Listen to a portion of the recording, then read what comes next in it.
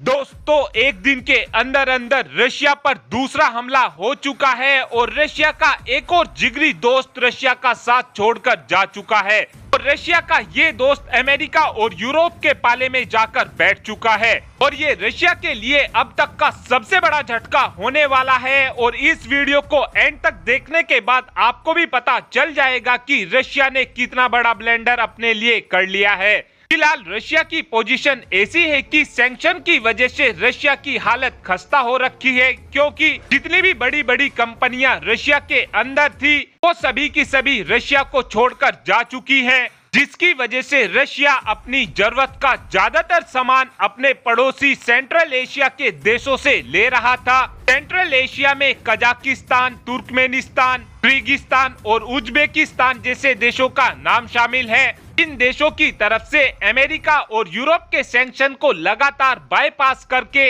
Russia की मदद की जा रही थी, लेकिन आज कजाकिस्तान की तरफ से ऐलान कर दिया गया है कि जो प्रतिबंध रशिया के ऊपर लगे हुए हैं अब हम उनको बाईपास नहीं करने वाले हैं, बल्कि अब हम यूरोप और अमेरिका के प्रतिबंधों का अच्छे से पालन करेंगे। लेकिन यहाँ पर आपके मन में एक सवाल ये जरूर आ रहा होगा कि ऐसा अचानक से क्या हो गया जो कजाकिस्तान ने ये फैसला ले लिया है। दरअसल जितने भी सेंट्रल एशिया के देश हैं और आर्मेनिया, इन सभी देशों के साथ रशिया ने CSTO नाम की एक संधि कर रखी है, यानी कि अगर इन देश के ऊपर कोई हमला करता है तो उसका जवाब रशिया देगा। लेकिन जो वादा रशिया की तरफ से किया गया था, रशिया ने अपने उस वादे को तोड़ दिया है, क्योंकि जब 2020 में आर्मेनिया और अजरबैजान के बीच युद्ध हुआ था उस समय रशिया की तरफ से आर्मेनिया की मदद नहीं की गई थी, बल्कि रशिया की तरफ से आर्मेनिया और अजरबैजान के बीच एक ट्रीटी साइन कराई गई थी, जिसके तहत जो नागोर्नो काराबाख का रीजन था उस एरिया में ना तो आर्मेनिया की सेना जा सकती थी और ना ही अजरबैजान की सेना जा सकती थी।